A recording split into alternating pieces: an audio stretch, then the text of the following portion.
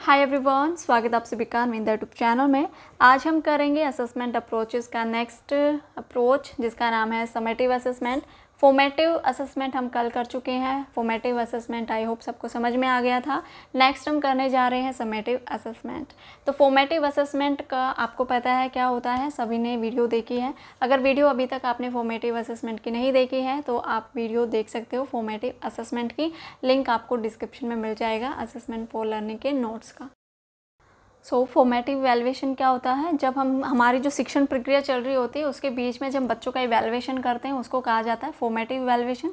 Summative evaluation होता है जब हमारी शिक्षण प्रक्रिया ख़त्म हो चुकी होती है, उसके बाद जब हम बच्चों के टेस्ट लेते हैं या फिर बच्चों की जो एग्ज़ाम्स वगैरह होते हैं उसके बाद जो बच्चों का इवैल्यूएशन किया जाता है वो होता है समेटिव असेसमेंट। फॉर्मेटिव बीच में होता है और समेटिव लास्ट में होता है। तो चलिए स्टार्ट करते हैं समेटिव इवैल्यूएशंस।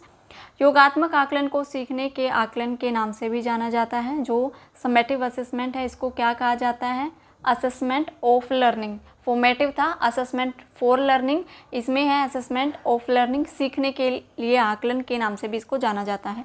इस प्रकार का आकलन नए पाठ इकाई शिक्षण के उपरांत किया जाता है। जब कोई काम खत्म हो जाता है, कोई चैप्टर ख़त्म हो गया, कोई इकाई ख़त्म हो गई, कोई टेस्ट हमारा ख़त्म हो गया, कोई क्लास ख़त्म हो गई, उसके बाद जो इवैल्यूएशन बच्चों का किया जाता है उसको हम कहेंगे समेटिव असेसमेंट। संपूर्ण समाप्त हो चुके उत्पादन प्रक्रिया के विषय में निर्णय से संबंधित होता है। हम किसी रिजल्ट पर जब पहुंचते हैं, जब हम किसी शिक्षण पद्धति का या फिर किसी यूनिट का, किसी बच्चे का जब असेसमेंट करते हैं, कब, जब हमारी जो शिक्षण प्रक्रिया वो ख़त्म हो चुकी हो, कोई चैप्टर ख़त्म हो चुका हो, कोई सेमेस्टर सिस्टम ख़त्म हो चुका हो, सेमेस्टर कोर्स अगर ख़त्म हो चुका है किसी बच्चे का, या फिर उसकी क्लास ख़त्म हो चुकी है, उसके फाइनल एग्ज़ाम लेने के बाद जो बच्चे का असेसमेंट किया जाता है, ओवरऑल जो इवैल्यूएशन बच्चे का किया जाता है उसको कहा जाता है समेटिव असेसमेंट। योगात्मक आकलन का उद्देश्य है शिक्षक को छात्रों की उपलब्धि और कार्य प्रदर्शन की पहचान करने में सक्षम करना।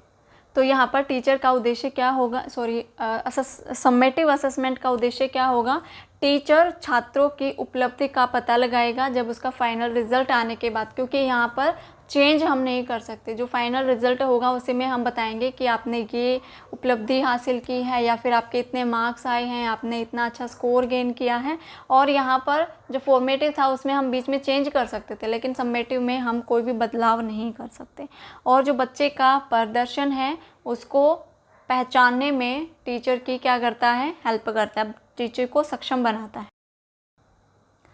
यह शिक्षकों को पुनर्बलन प्रदान करता है, विद्यार्थियों के प्रदर्शन के आधार पर निर्णय करता है कि उद्देश्य की प्राप्ति कहाँ तक हुई है। टीचर्स को पुनर्बलन प्रदान करता है। जो टीचर्स का उद्देश्य होता है कि बच्चों के व्यवहार में वांछित परिवर्तन लेकर आए, जो बच्चों के पास नॉलेज है उसको इंक्रीज़ करे, जो सब्जेक्ट टीचर पढ़ा रहा है उससे रिलेटेड बच्चों को नॉलेज दे। तो लास्ट में क्या होगा, जब समेटिव असेसमेंट जब हम करेंगे तो हम ये देखेंगे कि हमारा जो उद्देश्य था उसकी प्राप्ति कहाँ तक हुई है। हमने जो हमारा जो एम था, हमारा जो उद्देश्य था कि हम बच्चों का जो स्तर है वो इंक्रीज़ करेंगे, वहाँ तक हम लेकर जाएंगे जहाँ तक हम बच्चों को लेकर जाना चाहते हैं, उनकी नॉलेज में इंक्रीज़ हम करेंगे। तो ये सब होता है किसमें, समेटिव इवैल्यूएशन में, कि हम उद्देश्य की प्राप्ति कहाँ तक हुई है, ये इस बात का भी पता हमें लगता है। ठीक है, चलिए इसकी एक डेफिनेशन है दुबे के अनुसार। एस के दुबे ने इसकी डेफिनेशन दी है। योगात्मक आकलन एक व्यापक प्रक्रिया है जो कि छात्रों का शैक्षिक, व्यक्तिगत एवं व्यवहारिक आकलन करती है तथा छात्रों के सभी पक्षों के विकास स्तर को स्पष्ट भी करती है।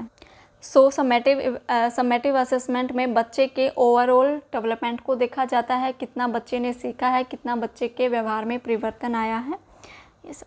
उसके बाद इसकी मेरिट देखेंगे, क्या गुण है समेटिव असेसमेंट के। योगात्मक आकलन में विद्यार्थियों के संपूर्ण पक्षों का आकलन किया जाता है। इसमें सभी पक्षों से संबंधित सूचनाएं भी इकट्ठी की जाती हैं। तो यहाँ पर बच्चों के संपूर्ण पक्षों का आकलन किया जाता है और उससे संबंधित जितनी भी सूचनाएं हैं वो इकट्ठी की जाती हैं। बच्चा कितना क्लास में एक्टिव है, कितना बच्चे ने सीखा है, प्रीवियस नॉलेज उसकी कितनी थी, कितनी इंक्रीज़ हुई है। उसके बाद है ऐसे का उद्देश्य पूर्व शिक्षा नीति विधि की जांच करके उसके विषय में निर्णय लेना है।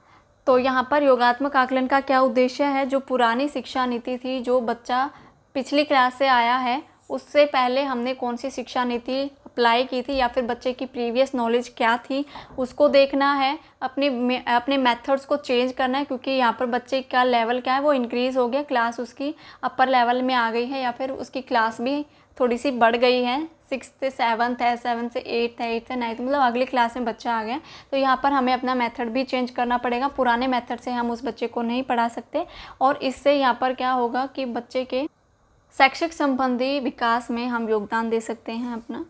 उसके बाद नेक्स्ट है, इसका प्रयोग शैक्षणिक कार्यक्रमों की प्रभावशीलता का अनुमान लगाने के लिए किया जाता है। कौन से शैक्षणिक कार्यक्रम हम चेंज कर सकते हैं, क्या हम कुछ बदलाव कर सकते हैं बच्चों को पढ़ाने में, अपने मेथड्स को हमें कितना बदलने की ज़रूरत है। उसके बाद है योगात्मक आकलन, छात्रों के ज्ञान स्तर का भी आकलन करता है। कितना बच्चों का ज्ञान स्तर इंक्रीज़ हुआ है, जो बच्चों की प्रीवियस नॉलेज थी उससे कितना बड़ा है या फिर कम हुआ है, तो ये भी पता लगाते हैं हम और समेटिव असेसमेंट में। और समेटिव असेसमेंट में हमेशा बाद में रिज़ल्ट पता चलता है, ये बात ध्यान रखना है, बीच में हम नहीं पता लगाएंगे। समेटिव असेसमेंट में बीच में नहीं पता चलता, वो फॉर्मेटिव असेसमेंट में पता चलता है कि बीच बीच में बच्चा क्या पढ़ रहा है, कितना उसको समझ में आ रहा है, कितना नहीं आ रहा है। यहाँ पर समेटिव असेसमेंट में क्या होगा कि लास्ट में जब बच्चे का फाइनल जो टेस्ट होता है उसके बाद जो उसका रिकॉर्ड होता है टीचर के पास, वो बताएगा। पीटीएम जब होती है, पेरेंट्स टीचर मीटिंग होती है, पेरेंट्स को बताएंगे, बच्चे को खुद पता चलेगा कि वो कहाँ पर स्टैंड करता है। क्लास में जब उसने एंट्री की थी, जब फर्स्ट क्लास थी उसकी, उस क्लास में तब उसका लेवल कितना था, उसका लेवल हाई गया है, अप गया है कि या फिर डाउन गया है, ये सारी चीज़ें कहाँ पर पता चलेंगी, समेटिव असेसमेंट में। ओके, नेक्स्ट है, छात्रों के शैक्षिक रिकॉर्ड में अंक श्रेणी के रूप में दर्ज किए जाते हैं जो टेस्ट स्कोर रिपोर्ट कार्ड की फॉर्मेट में हो सकते हैं। जब बच्चे का लास्ट में इवैल्यूएशन किया जाता है, जो उनके मार्क्स होते हैं तो उनको हम ग्रेड भी दे सकते हैं। उनका जो रिपोर्ट कार्ड होता है उनमें नंबर भी होते हैं, जैसे अंक होते हैं या फिर उनको ग्रेड कौन सी मिली है, इस तरीके से इस फॉर्मेट में भी हम उनको बता सकते हैं और उनका असेसमेंट कर सकते हैं। नेक्स्ट, इससे पता चलता है कि परियोजना अपने लक्ष्यों या उद्देश्यों तक पहुंची है या नहीं। लास्ट में बस वही है कि टीचर का जो उद्देश्य था, जो स्टार्टिंग में क्लास में आने के बाद जो टीचर का उद्देश्य होता है कि हम अपना बेस्ट देंगे बच्चों को और बहुत ही अच्छी तरीके से उनको पढ़ाएंगे, समझाएंगे अपने मेथड से। अगर बच्चे नहीं समझते हैं तो अपने मेथड्स को चेंज करेंगे। तो लास्ट में जब बच्चों का रिज़ल्ट आता है तब हम देखते हैं कि हमारे जो उद्देश्य थे वो कहाँ तक पहुँचे, वो फुलफ़िल हुए हैं या नहीं। चलिए, उसके बाद देखते हैं कि दोनों में डिफरेंस क्या है। कल हमने फॉर्मेटिव असेसमेंट क्या था, आज हम देखेंगे, आज हमने कर लिया समेटिव असेसमेंट। अब दोनों में क्या डिफरेंस है वो डिफरेंस देखते हैं। फर्स्ट है हमारा, रचनात्मक आकलन का प्रयोग शिक्षण प्रक्रिया की दशा का ज्ञान करने के लिए किया जाता है, जबकि योगात्मक आकलन का प्रयोग शिक्षण प्रक्रिया कितनी सफल रही है इसका ज्ञान करने के लिए किया जाता है। फॉर्मेटिव असेसमेंट का जो प्रयोग होता है, जो शिक्षण प्रक्रिया चल रही होती है उसके बीच में जब हम असेसमेंट करते हैं कि हमें चेंज करने की कुछ ज़रूरत है या नहीं, और यहाँ पर लास्ट में हम समेटिव असेसमेंट में ये देखेंगे कि जो हमने मेथड चेंज किए हैं या फिर जिस तरीके से हमने बच्चों को पढ़ाया है वो कहाँ तक सफल हुआ है।